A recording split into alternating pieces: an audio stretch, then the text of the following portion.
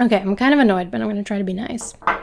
Weight loss concerns are blowing up around Ariana Grande is during the press conference. I love Wicked, both as escapism, as an escapism story with like magic and fun, and also as a story with a beautiful allegory. It's the story about a corrupt leader who propagates fear and lies as a means to control the masses and maintain his power. It has characters who operate from a place of fear when they misunderstand one another, and who would ideally learn not to do that. And I've been trying to avoid the outside discourse about the actors because it just makes me upset, but I haven't been able to do that. I literally walked out of the movie. I walked out of Wicked for Good, seeing it for the first time, and then I walked into the bathroom where I heard this other girl say, God, I knew it was going to be bad, but I didn't think it would be that bad. And I thought, okay, fine, she didn't like the movie. That part doesn't bother me. But then she said in an even louder voice, who put Ariana Grande in those plunging necklines? I can't believe I had to sit through looking at her sternum or clavicles, or I don't remember the exact quote. I remember just being like so annoyed that I was walking out of that movie in like such a good mood, and then I had to walk into the bathroom where this girl was like talking shit about women's bodies, because also it's like, it's literally the bathroom where people are behind closed doors with bodies, and you don't know who's hearing you talk so like disparagingly about visible clavicles.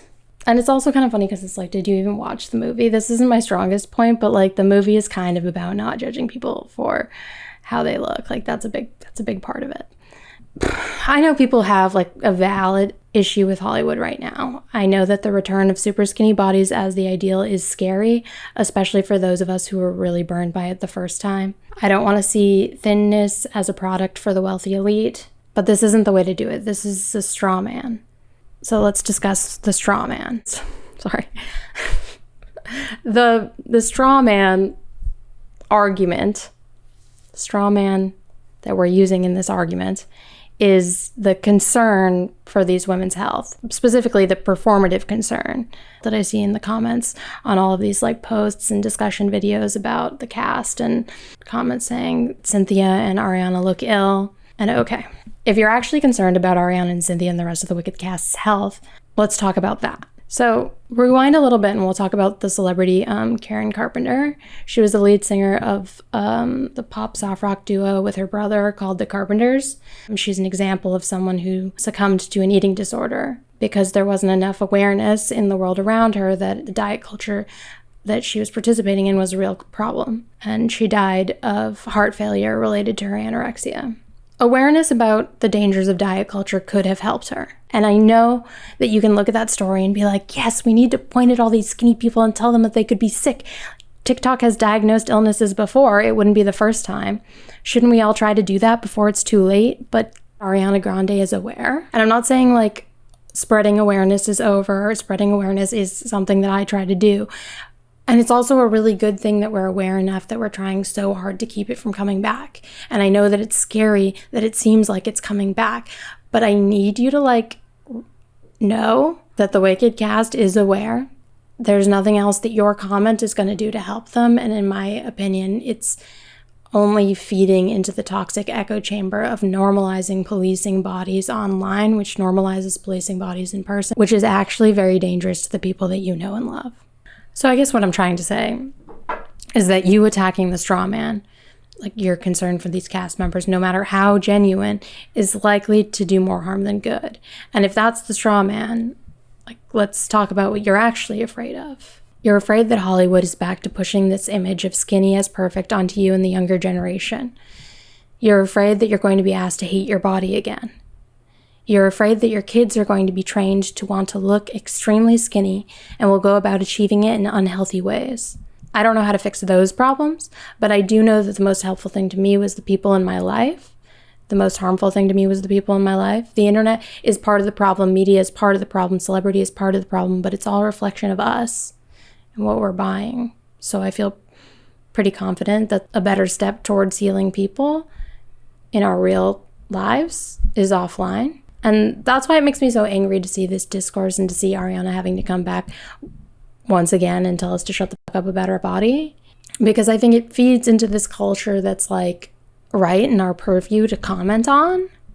I think that the one thing that I really haven't explained in this is how that hurts people more than if you were to not discuss it. I have a little anecdote. I'm not sure how it's going to land, but I heard this story once, and honestly, I might have read it in like a forum online or something, so take it with a grain of salt. But it was the story that went like this. This young woman was in treatment for her anorexia, and the doctor asks her, "Can you remember where it started? Not what caused your eating disorder, but when the first thought that maybe you needed to control your body, where did that come from?" And she said, "Yeah, I remember the first time that it like really clearly crossed my mind.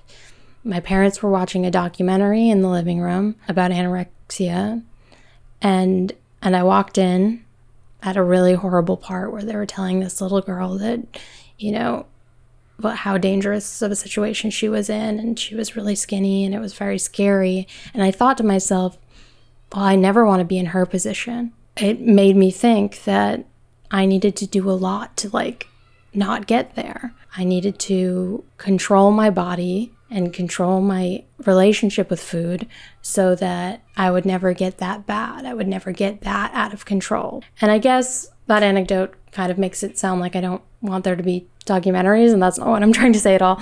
I think awareness is obviously very helpful, and, you know, we need to continue that. But I think the point of the story is like, it's more harmful to be perpetuating this strictness the way that you should be or the way that you shouldn't be. I think that's more harmful. I think putting that message out there, I perceive you as sick, I think that is more harmful than helpful, I guess.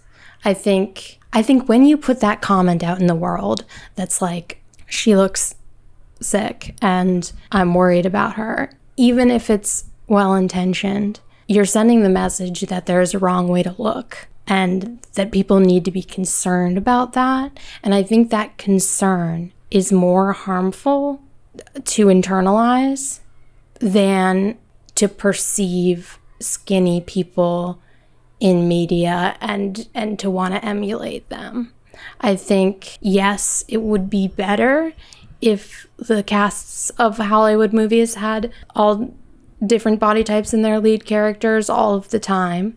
But I think that it is a bad response. I think that it's an unhelpful response to police those bodies too. I think that's another way of saying there's only one way to be and you have to conform to it. And if you're too much of this thing or you're too much of that thing, that you need to worry about it. I think the ideal is that we don't worry so much. And that we practice health and don't equate it to how people look as much or at all. To end this video, I think it went off the rails a little bit, but I'm just gonna show you this scene that I think encapsulates what I'm trying to say. I think you've probably seen it before. It's just, you're great. I am. Let's get this over with. No, I am not seasick. No, I did not eat grass as a child. And yes, I've always been green.